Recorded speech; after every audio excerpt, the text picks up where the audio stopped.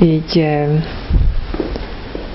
ápolta, magzatolta, és ennyire sikeresen tudja őket növeszteni.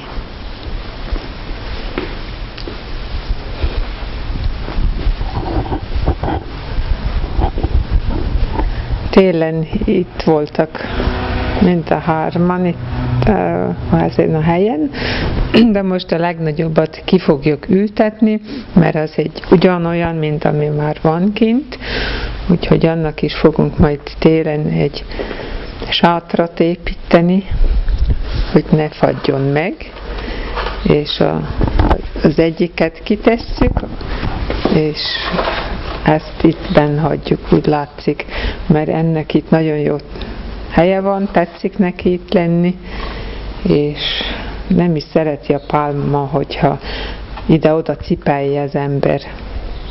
Szeret egy helyen maradni.